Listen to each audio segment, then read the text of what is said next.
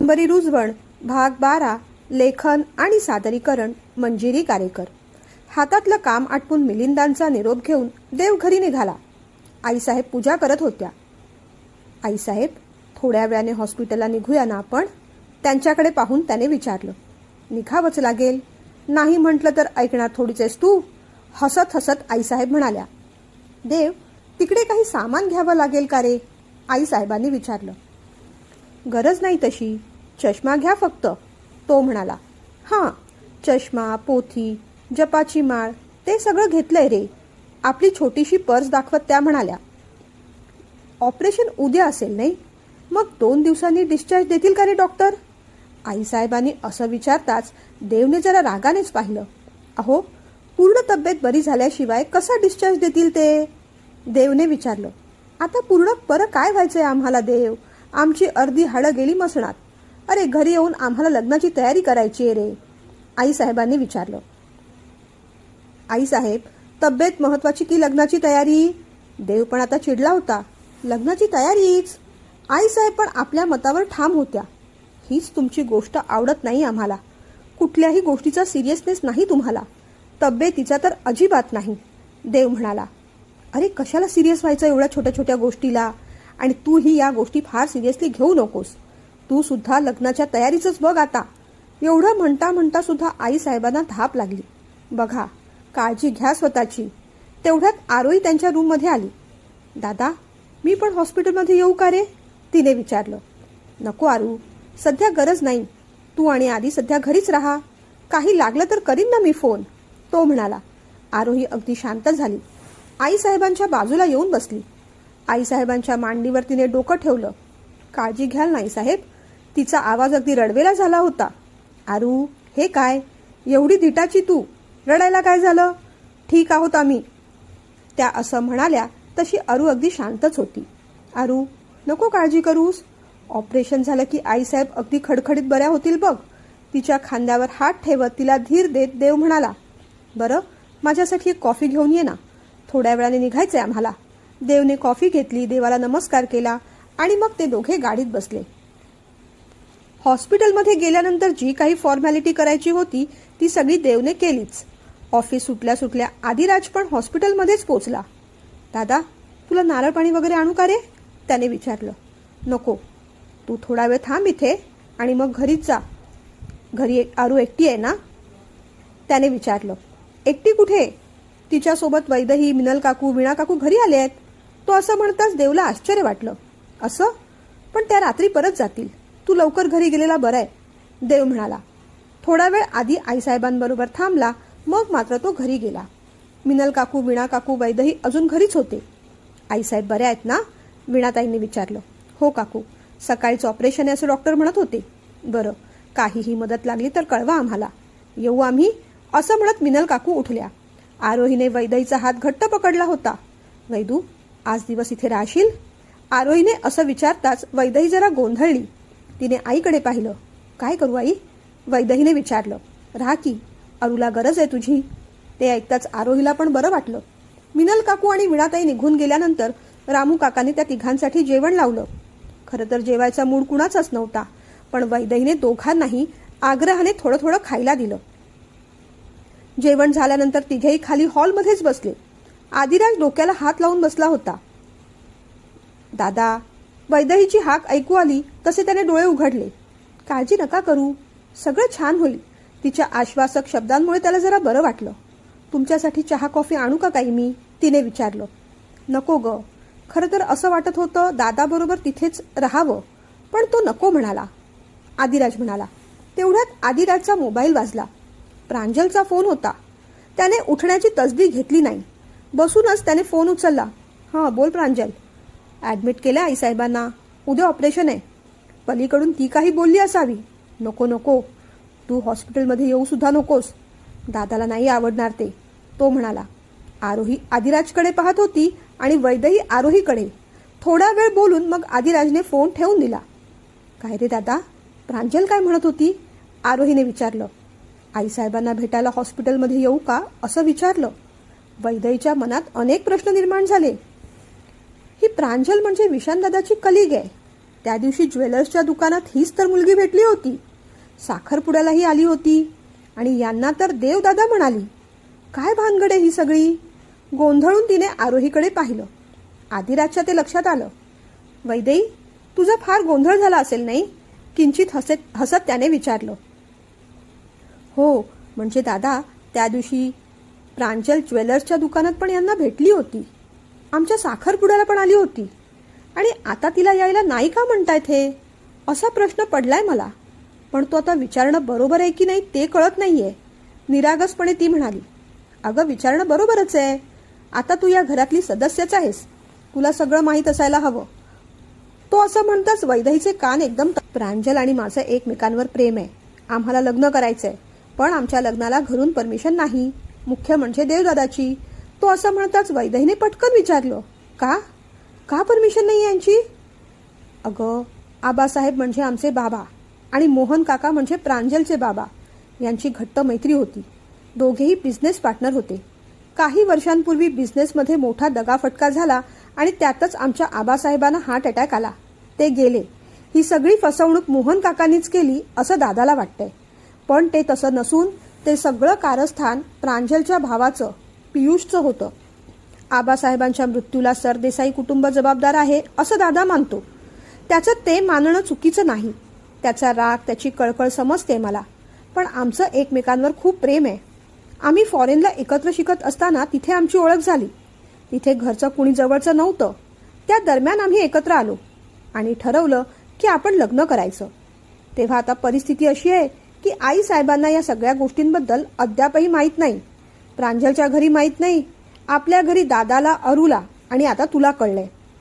दादा लग्नाला तयार नाही. आई साहेबांना कळलं तरी फार प्रश्न येईल असं वाटत नाही मला. फक्त दादा तयार व्हायला हवा ग, आदिराज म्हणाला. पण आदिदादा, हे तयार नाही झाले तर? भीत वैदेहीने विचारलं. मग काय, पळून जाणार आम्ही? तू करशील ना मदत आम्हाला?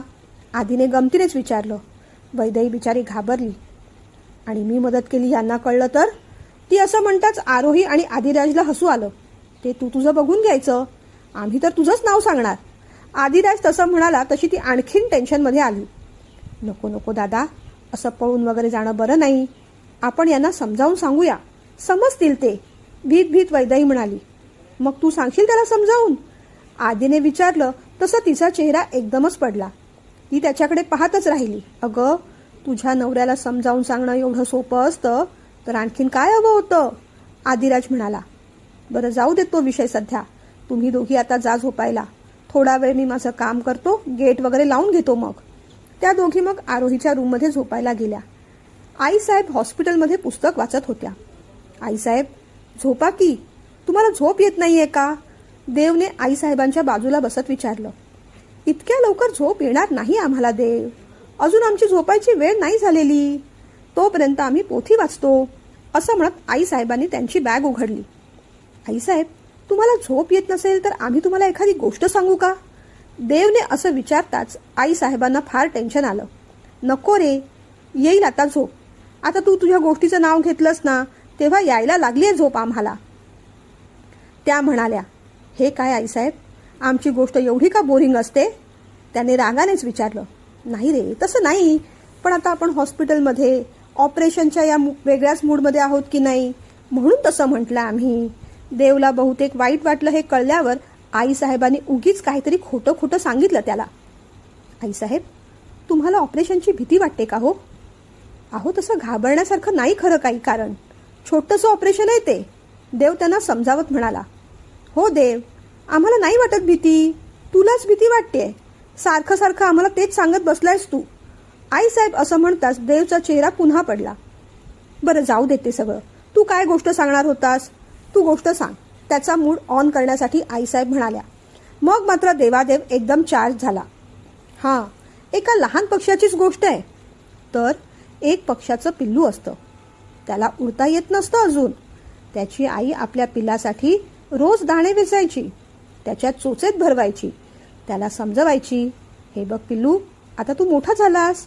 हळूहळू तुला सुद्धा उडता यायला हवं, दाणे वेचता यायला हवे. पण ते पिल्लू आईच्या बोलण्याकडे फार लक्ष द्यायचं नाही.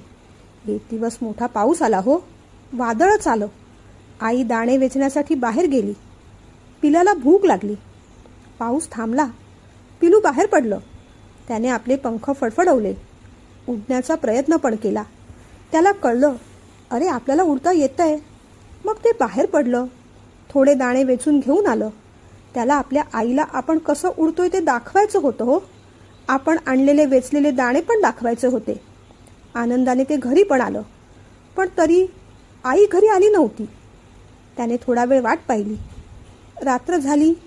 आई घरी आली नाही. दुसरा दिवस उजाडला तरी त्याची आई घरी आली नाही. पिल्लू मग खूप रडलं. आईला सगळीकडे शोधलं पण आई कुठेच सापडली नाही. बहुतेक ना वादळात त्याची आई. आणि बोलता बोलता देवला एकदम हुंदकाच फुटला. आईसाहेबांच्या मांडीवर डोकं ठेवून तो रडू लागला. अरे अरे देव, काय झालं एकदम? असं काय करतोस देव? तुम्हाला मतितार्थ कळला का गोष्टीचा? रडवेल्या आवाजात त्याने विचारलं. हो रे बाबा, कळला आम्हाला मतितार्थ. आम्हाला काही नाही होणार. या ऑपरेशनच्या एवढ्याशा वादळाने आम्ही कुठेही गुडूप होणार नाही देव. आम्हाला आमच्या तिन्ही मुलांची लग्न पाहायचीत अजून. त्याच्या डोक्यावरून हात फिरवत आईसाहेब म्हणाल्या. तेवढ्यातच कुणीतरी दरवाजा नॉक केला. देव पटकन सावरला. त्याने चटकन डोळे पुसले. नर्स वगैरे असेल कुणीतरी असं म्हणत त्याने दरवाजा उघडला. पाहतो तर काय, बाहेर मिलिंदा होते. मिलिंदांना पाहून त्याला एकदम आनंद झाला. खूपच धीर आला. अरे मिलिंदा, एवढ्या रात्री? त्याने आश्चर्याने विचारलं. हो, इथेच राहणार आहे मी तुझ्यासोबत. आपली बॅग बाजूला ठेवत मिलिंदा म्हणाले. तसं देवला खूपच हायसं वाटलं. बरं झालं मिलिंदा तुम्ही आलात. अगदी कावरा बावरा झालाय तो. खरं सांगू, ऑपरेशनपेक्षा ना मला याचीच जास्त भीती वाटते. आता तुम्ही आलात ना म्हणजे माझी काळजी मिटली. मी आता माझं नामस्मरण करते आणि झोपते कशी. तुम्ही बोलत बसा. देव, चल थोडा वेळ बाहेर बसू, असं म्हणत मिलिंदा त्याला बाहेर घेऊन आले. मिलिंदा आल्यामुळे देवचं सगळं टेन्शन पळून गेलं होतं. रात्री गप्पा मारता मारता बाहेरच्या बेंचवरच मिलिंदाच्या खांद्यावर डोकं ठेवून देव तसाच झोपून गेला. पहाटे त्याला जाग आली. पाहतो तर काय, मिलिंदा तसेच बसून होते. त्यालाच मग कसं तरी वाटलं. अरे मिलिंदा, इथे बेंचवर थोडा वेळ नीट झोपून घे, मी आज जातो.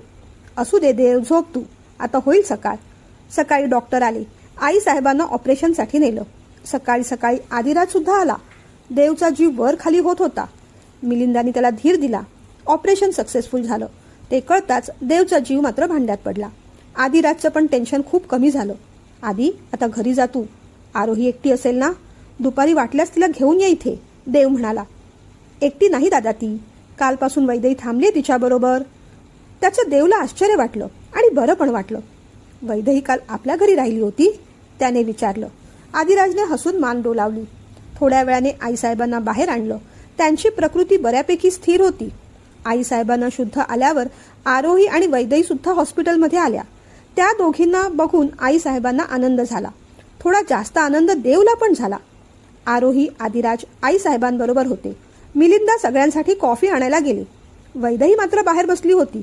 देव तिच्या बाजूला येऊन बसला. वैदेही, तू काल आपल्या घरी राहिली होतीस? त्याने विचारलं. ती हो म्हणाली. थँक्यू हं, तो म्हणाला. वेलकम, तीही हसून म्हणाली.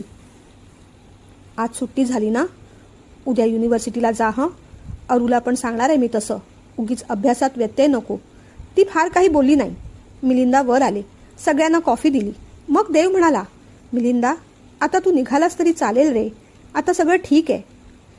हो देव, मी वैदूला सोडतो, फ्रेश होतो आणि येतो पुन्हा. अरे कशाला मिलिंदा? देव असं म्हणेपर्यंत मिलिंदाने त्याचे खांदे थोपटले. येतो म्हटलं की येतो.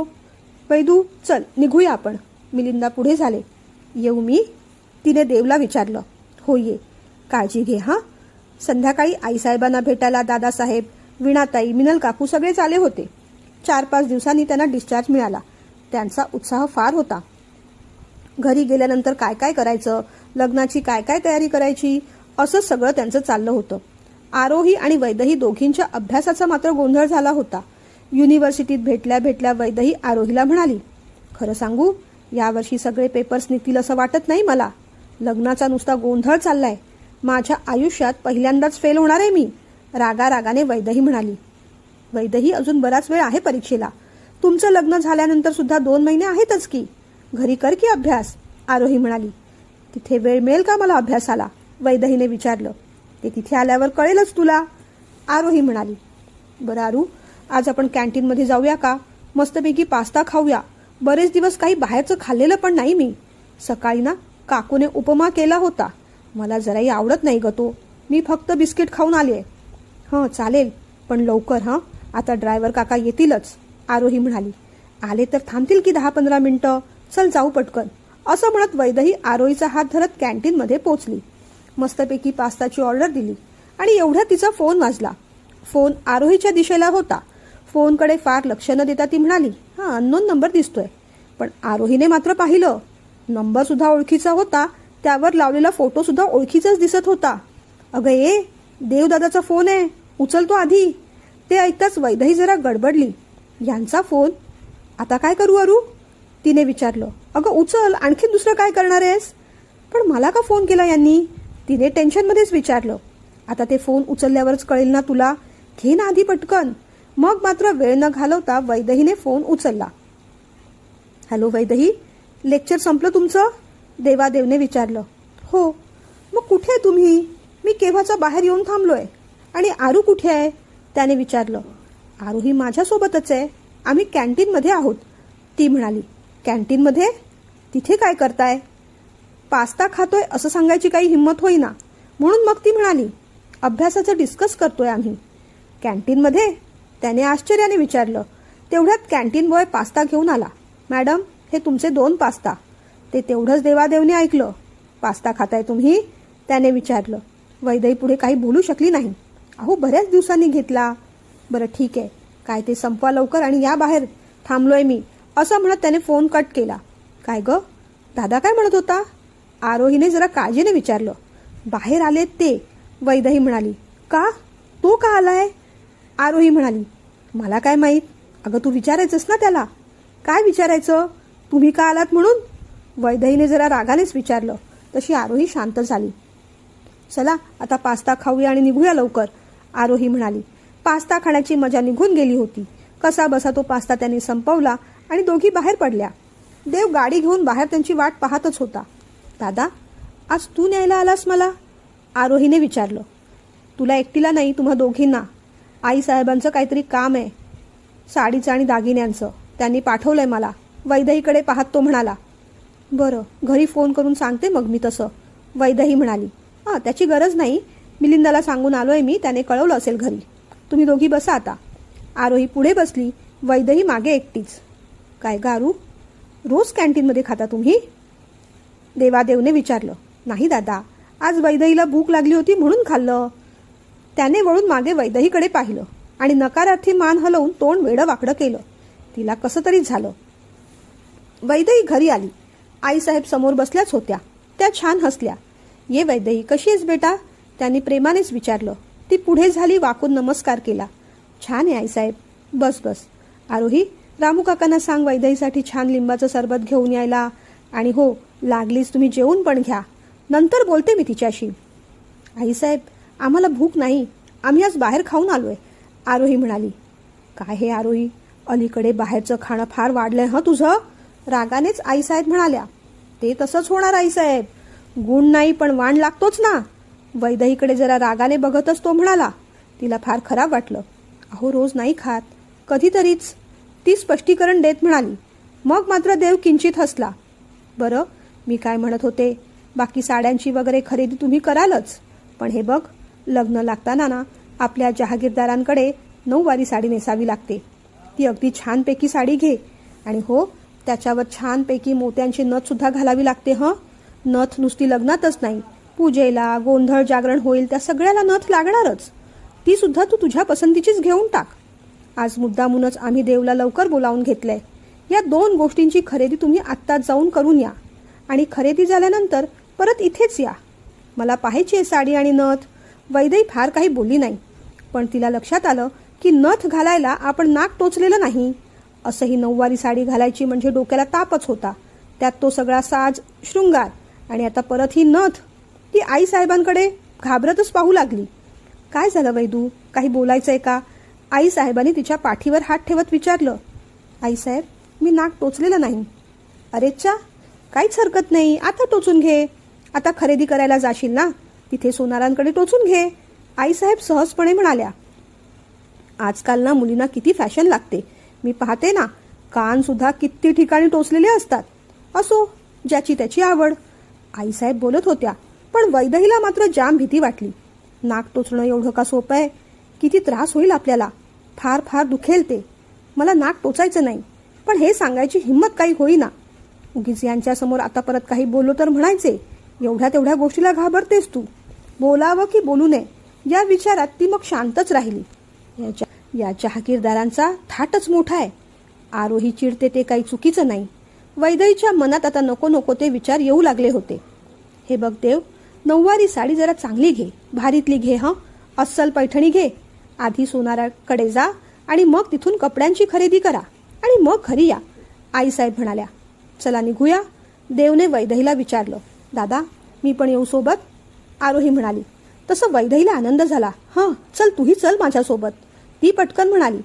पण आज देवला कुणाचाच डिस्टर्बन्स नको होता. नको आरोही, तू तुझा अभ्यास कर. आरोहीचा चेहरा पडला, त्याहून जास्त वैदेहीचा. येऊ देत ना आरोहीला, तिने त्याच्याकडे पाहत विचारलं. नाही सांगितलं ना एकदा, तो म्हणाला. तिला वाईट वाटलं पाहून मग आईसाहेब तिला समजावत म्हणाल्या, अगं हे क्षण तुमचे आहेत, तुम्हा दोघांचे. तुम्ही थोडी खरेदी करा.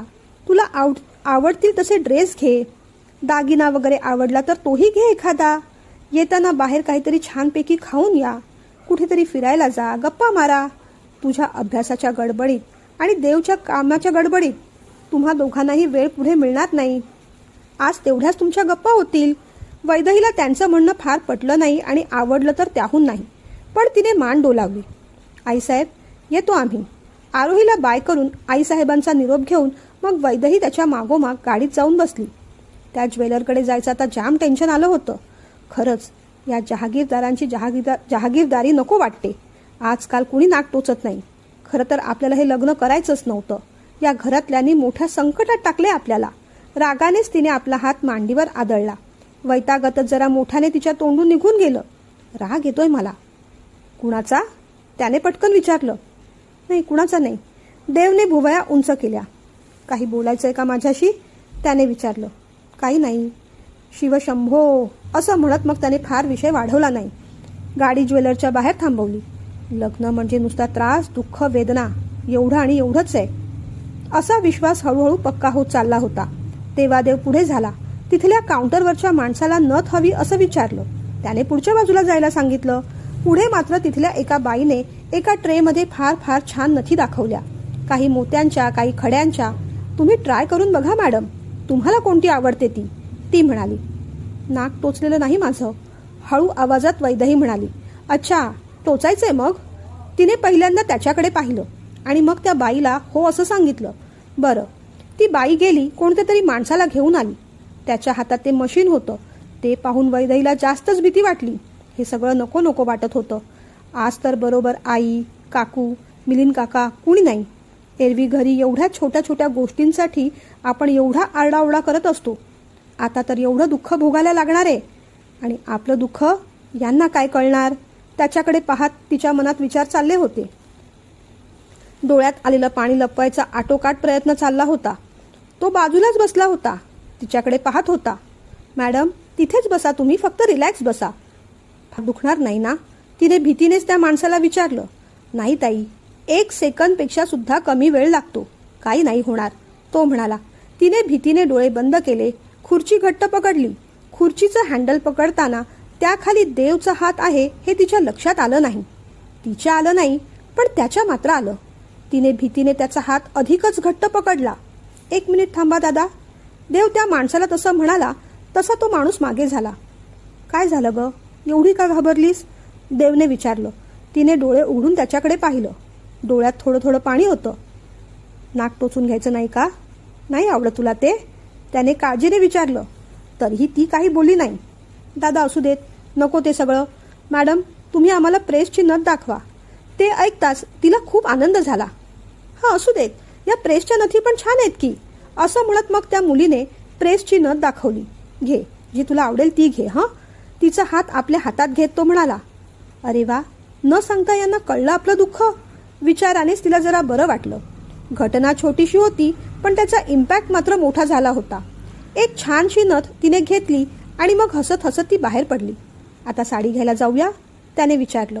ती काही बोलली नाही, मानेने हो असं सांगितलं. त्याने गाडी स्टार्ट केली. एवढी भीती वाटते तुला, त्याने तिच्याकडे पाहत विचारलं. ती शांतच होती. वैदेही, ही गोष्ट तेवढी महत्वाची नव्हतीच ग, पण तरीही एवढ्या तेवढ्या गोष्टीला एवढं घाबरणं बरोबर नाही. एखादी गोष्ट आवडली नाही, नको असली, भीती वाटली तर मला स्पष्टपणे सांगत जा. आपलं म्हणणं न चिडता न रागवता सुद्धा सांगता येऊ शकतं ना. तुझ्या मनात नव्हतं तर नाही सांगायचं, एवढं काय त्यात. मी तुला आधी म्हटलं होतं, जे काही असेल ते मोकळेपणाने बोलत जा माझ्याशी. तो बोलत होता. तिला आता काहीच बोलावंसं वाटत नव्हतं. उलट ते जे बोलत होते ते ऐकत राहावंसं वाटत होतं. तिने छानपैकी हिरव्या रंगाची साडी घेतली. त्याने आग्रह केला म्हणून 2 ड्रेस पण घेतले, एक स्वतःसाठी, एक आरोहीसाठी. तिच्या त्या वागण्याचं देवला कौतुक वाटलं. मिलिंदा बरोबर म्हणत होता. घराला घरपण देणारी, सगळ्यांना सांभाळून घेणारी अशीच आहे ही. फक्त हिचा राग आणि भीती योग्य पद्धतीने तिने चॅनलाइज करायला हवं. खरेदी करून मात्र तिला भूक लागली होती. काय खाऊया आता, त्याने विचारलं. पावभाजी. क्षणाचाही विलंब न करता तिने उत्तर दिलं तसं त्याला हसूच आलं. आता ठीक आहे, पण फार बाहेरचं खाऊ नये हां, त्याने पुन्हा एकदा समजावलं. हॉटेलमध्ये दोघांचं मोकळेपणाने बोलणं झालं. वैदेही, बरं का, 2 गोष्टी बोलायच्या होत्या तुझ्याशी. याआधी मी तुला म्हटलं होतं, आपण एकमेकांपासून काही लपवायचं नाही, म्हणून सगळं सांगावंसं वाटतं तुला. तो म्हणाला. बोला ना मग, ती म्हणाली. तुला मिलिंदांनी राधाबद्दल सगळं सांगितलंय ना गं, त्याने जरा काळजीनेच विचारलं. हो सांगितलंय. मग तुला काही विचारायचंय मला त्याबद्दल मला, त्याने विचारलं. हो, ती म्हणाली. त्याला जरा टेन्शनच आलं. विचार. राधाचं तुमच्यावर प्रेम आहे ना, तसं तुमचंही तिच्यावर आहे का, तिने स्पष्टपणे विचारलं. हो आहे. तो म्हणाल्यावर ती एकदम लालेलाल झाली. काय म्हणालात, तुमचं प्रेम आहे तिच्यावर. हो. तो पुन्हा एकदा तसंच म्हणाला. पुन्हा एकदा म्हणा, माझं राधावर प्रेम आहे म्हणून. ती आता चिडून उठली तसा तो एकदम हसायला लागला. बाप रे, माझी बायको माझ्यापेक्षा जास्त डेंजर आहे हे आत्ताच कळलं मला. त्याने तिला खाली बसवलं. नाही वैदेही, गंमत केली ग. तू सोडून बाकी माझं कुणावरही प्रेम नव्हतं आणि कधीच नसेल. I love you. तो इतक्या सहजपणे बोलून गेला आणि मग तिलाच कसं तरी झालं. तिने इथे तिथे पाहिलं. त्याला हसायला येत होतं. हे पहा, पुन्हा गमतीत सुद्धा इतर कुणावरही प्रेम आहे असं म्हणालात ना तर. एवढं म्हणून ती शांत राहिली. तर काय ग, त्याने चिडवत विचारलं. मी खूप रागवेन. माझा राग डेंजर आहे, अजून माहीत नाही तुम्हाला, त्याला घाबरवत ती म्हणाली. तसे त्याने कान पकडले. सॉरी, पुन्हा कधीच असं म्हणणार नाही. बरं ठीक आहे, आता खाऊया आपण पावभाजी, असं म्हणत तिने मोर्चा पुन्हा जेवणाकडे वळवला. त्याला मात्र हसू येत होतं. तिला पुन्हा काहीतरी आठवलं. अहो, ही एक गोष्ट झाली, अजून दुसरी कोणती गोष्ट. अजून परत कोणत्या दुसऱ्या मुलीचीच गोष्ट आहे की काय, डोक्याला हात लावत तिने विचारलं. हो, मुलीचीच गोष्ट आहे. अहो काय हे, आता आणखीन कोणती मुलगी, तिने जरा रागानेच विचारलं. चिडू नकोस ग, ती मुलगी असली तरी तिचा माझ्याशी तसा काही संबंध नाही, आदिशी आहे. देव असं म्हणताच तिने पटकन गेस केलं. प्रांजल. हो, तुला कोणी सांगितलं, त्याने आश्चर्याने विचारलं. आदिदादांनीच सांगितलं. तुमच्याकडे राहायला आले होते ना, तेव्हा प्रांजलचा फोन आला होता, तेव्हा त्यांनी सगळं खरं सांगून टाकलं मला, वैदेही म्हणाली. छान, मग तू त्यावर काय म्हणालीस, मुद्दामूनच देवने विचारलं. अहो मी म्हटलं आपण समजावूया, जरा टेन्शनमध्ये त्याच्याकडे पाहत ती म्हणाली. कुणाला समजावूया, त्याने विचारलं. तुम्हाला आणि कुणाला, ती म्हणाली. कुणी काही समजवायचं नाही मला, माझ्या नकारावर मी ठाम आहे, तो म्हणाला. मी प्रांजलचं एवढ्याच करता बोललो, कारण त्या दिवशी ती आपल्याला ज्वेलरकडे पण दिसली होती, आपल्याला साखरपुड्याला पण भेटली होती. शिवाय तुझ्या भावाची बिझनेस पार्टनर आहे ती. उगीच आणखीन काही गैरसमज व्हायला नको. हे बघ, तू उगीच आदिराजला सपोर्ट करायला जाऊ नकोस हां, आधीच सांगतोय मी तुला. उगीच त्या दोघांमुळे आपल्या दोघांमध्ये ताण नकोय मला, तो म्हणाला. तशी ती शांत झाली. लगेच वाईट वाटू नको घेऊस ग, पण सध्या या प्रश्नाचं माझ्याकडेच उत्तर नाही. वेळ आल्यावर पाहू काय करायचं ते. तिलाही मग त्याचा मुद्दा पटला असावा. असंही सध्या त्यांना त्यांचा वेळ छान घालवायचा होता आणि तो छानच जात होता. तिचा हात हातात घेण्याचं आणि तिच्या खांद्यावर हात ठेवण्याचं आज त्याला सौभाग्य लाभलं होतं. ती मात्र थोडी लाजली. संध्याकाळी घरी येताना तिने त्याला विचारलं. अहो, आईसाहेबांना काय सांगाल नथीबद्दल आता, तिने काळजीने विचारलं. आम्ही काय सांगणार? तूच सांग काय सांगायचं ते. तो गमतीने म्हणाला. असं काय करता? नाक टोचताना मला भीती वाटली. असं कसं सांगू मी?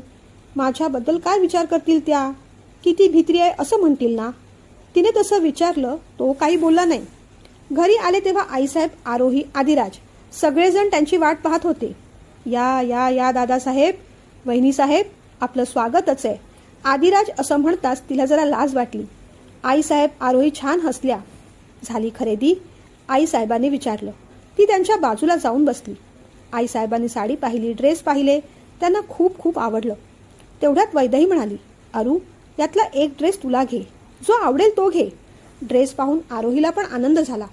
बरं, नथ पाहू ना आम्हाला. ते ऐकताच वैदेहीला जरा टेन्शनच आलं. तिने बॉक्स आईसाहेबांच्या हातात दिला. त्यांनी बॉक्स उघडला, पाहिलं, नथ हातात घेतली. त्यापुढे काही विचारणार तेवढ्यात देवादेव म्हणाला, आम्हीच म्हटलं नाक टोचलं तर त्रास होईल उगीच. ही असली प्रेस्टीज घे. अरे पण देव, तिला तिची हौस असेल की नाही? मुलींना आवडतं ते सगळं रे, आईसाहेब म्हणाल्या. तसं काही नाही आईसाहेब, ती गुपचूपपणे म्हणाली. हो, तसं असेल तर ठीक आहे. आमची काही हरकत नाही. ज्याची त्याची आवड. आजकाल तसंही नाक कोणी टोचत नाही. आमच्या अरुने तरी कुठे टोचलंय? शास्त्रापुरती थोडा वेळ नथ घालायची, आणखीन काय. आईसाहेब असं म्हणताच तिने मग हळूच देवादेवकडे पाहिलं. तो छान स्माईल करत होता. बरं आईसाहेब, आता निघू का मी? उशीर झालाय खूप. आई काकू वाट पाहत असतील. ती म्हणाली. हो हो, निघ आता. हां, देव, सोडून ये जा तिला. आईसाहेब म्हणाल्या. नको, कशाला? ऑटो करून जाईन मी. ती म्हणाली. नको, मी सोडतो ना. देव असं म्हणताच आरोही आणि आदिराज एकदम हसायला लागले. देवने जरा त्यांच्याकडे रागानेच पाहिलं. तिला तिच्या घराच्या बाहेर सोडून देव परत आला. आज खूप छान वाटलं तिला. त्यांनी प्रेमाने हात पकडलेला, खांद्यावर ठेवलेलं सगळं आठवत राहिलं. छोट्या छोट्या गोष्टींना घाबरायचं नाही. तरीही भीती वाटली तर मला सांगत जा. किती प्रेमाने म्हणाले ते. खरं तर ती दमली होती, पण तरीही आज थोडी का होईना काकूला आणि आईला जाऊन तिने मदत केली. वर्णाला फोडणी दिली. मोहरी एवढा का होईना बदल होत होता तिच्यात. काकू आश्चर्याने पाहत होती. असं काय पाहतेस काकू? अगं, स्वयंपाक ही एक महत्वाची कला आहे आणि प्रत्येकालाच ती आली पाहिजे, निदान स्वतःपुरती तरी. देवचं वाक्य ती मोठ्याने पुटपुटली. असं? बरं झालं सांगितलंस. हां, एवढी वर्ष माहीतच नव्हतं ग आम्हाला. तिला चिडवत मुद्दामूनच काकू म्हणाली. आजपासून थोडी थोडी का होईना जेवणात मदत करणार आहे मी तुम्हाला. ती शहाण्यासारखं म्हणाली. तसं आई आणि काकूने तिला जवळ घेतलं. आज आदिराजची काहीतरी गडबड चालूच होती. संध्याकाळी तो लवकरच घरी गेला. काय रे मिलिंदा, आधी लवकर का घरी गेला? मला म्हणाला, मला थकायला झालंय, मी घरी जाऊन आराम करतो. तुला काही बोलला का तो? देवने जरा काळजीने विचारलं. नाही रे, काही बोलला नाही मला. थकला असेल कदाचित, मिलिंदा म्हणाले. पण देव मात्र काळजीत पडला. संध्याकाळी तो घरी आला. त्याच्या रूममध्ये गेला तेव्हा बाल्कनीचा दरवाजा उघडा होता. त्याला जरा काहीतरी वेगळं वाटलं. तो पुढे झाला आणि त्याला आश्चर्याचा एक छान पण गोड धक्का बसला. बाल्कनीत त्याला हवा होता अगदी तसाच लाकडी झोपाळा लावून घेतला होता. तो झोपाळा पाहून त्याच्या चेहऱ्यावर एक छान स्माईल आलं. आधी लवकर घरी का आला याचं उत्तर आता मिळालं होतं. थँक्यू आधी, गोड आहेस तू अगदी. हे सगळं सुख पदरात पडायला धाकटा भाऊ हा हवाच. रात्री आवराआवर करताना वीणाताई मिनल काकूंना म्हणाल्या. अगं मिनल, एक गोष्ट माझ्या लक्षात आली आहे ग. तुला जरा विशांचं वागणं बदललेलं नाही का वाटत? अलीकडे फार विचारात असतो तो. फार काही बोलत नाही. फोनवर बोलताना बाजूलाच काय जाईल, मध्येच शांत काय होईल. हो हो वहिनी, मलाही जाणवलं ते. परवा दिवशी त्याच्या रूममध्ये बेडशीट ठेवायला मी गेले होते, तेव्हा तो फोनवर कुणाशी तरी बोलत होता. मी आले पाहून एकदम गडबडला. मी नंतर करतो हं असं म्हणाला. फोन ठेवून दिला. मी विचारलं तर मला म्हणाला, कामाचा फोन होता. आता यांची कामं आपल्याला कळत का नाहीत? यांच्यापेक्षा जास्त पावसाळे पाहिलेत ना आपण, मिनल काकू म्हणाल्या. म्हणजे मिनल, मला जे वाटतं तेच तुला वाटतंय का ग? वीणाताईंनी विचारलं. हो हो वहिनी, मलाही तेच वाटतंय. हो हो वहिनी, मलाही तेच वाटतंय. मिनल काकू असं म्हणाल्या तसं वीणाताई थोड्या गंभीर झाल्या. काय ग, प्रेमात पडलाय का तो? वीणाताईंनी भीत भीत विचारलं. तसंच वाटतंय वहिनी, मिनल काकू पण म्हणाल्या. पण कुणाच्या? वीणाताईंनी असं विचारताच दोघी एकदम उत्तरल्या, प्रांजलच्या. बघा वहिनी, आपण दोघी सुद्धा एकदम बोललो, म्हणजे या गोष्टीत नक्कीच काहीतरी तथ्य असणार. त्या दिवशी प्रांजल किती मोकळेपणाने वावरत होती. पण खरं सांगू का, गोड मुलगी आहे अगदी. आपल्या विशांतला छान सूट पण करेल. पर्सनॅलिटी पण छान आहे. मुख्य म्हणजे दोघेही एकाच फील्डमध्ये आहेत. बिझनेस पार्टनर आहेत. बिझनेस पार्टनर तर आहेतच, आता लाईफ पार्टनर होतील. काय मिनल काकू असं म्हणताच वीणाताईंना आनंद झाला. पण मला सांग, हे त्याच्याकडून कसं काढून घ्यायचं? आपण काही विचारलं तर बोलायचा नाही तो. मी काय म्हणते वहिनी, आधी आपण आपल्या परीने प्रयत्न करून पाहू. आपल्याच्याने झालं नाहीच तर मग यांची मदत घेऊ. यांना ना मुलांकडून या सगळ्या गोष्टी बरोबर काढून घ्यायला जमतात. मीनाताईंना त्यांचा मुद्दा पटला. हो मिनल, तसंच करूया आपण. त्याला आधी आडून विचारून घेऊ आणि नाही जमलंच तर मग भाऊजींच्या कानावर घालू. ते अगदी हुशारीने काढून घेतील त्याच्याकडून. दोघी पण मग त्यांनी ठरवलेल्या सुनेबद्दल स्वप्नरंजन करू लागल्या. विशांकडून ते सगळं कसं काढून घ्यायचं याचा प्लॅन बनवायचा होता. आता नेमकं त्या दोघी काय करणार आहेत? विशांची त्यावर काय रिॲक्शन असेल? वैदही देवादेवच्या लग्नाची तयारी हे सगळं आहेच, पण त्याआधी आदिराजचा बर्थडे आहे आणि देव त्याच्यासाठी सरप्राईज पार्टी प्लॅन करतोय. दोघा भावांचं बॉन्डिंग हळूहळू छान होतंय. ते सगळं पाहूया पुढच्या भागात. तुम्ही सुद्धा लाईक, शेअर, हाईप, कमेंट कराच आणि केलं नसेल तर सबस्क्राईब पण करा.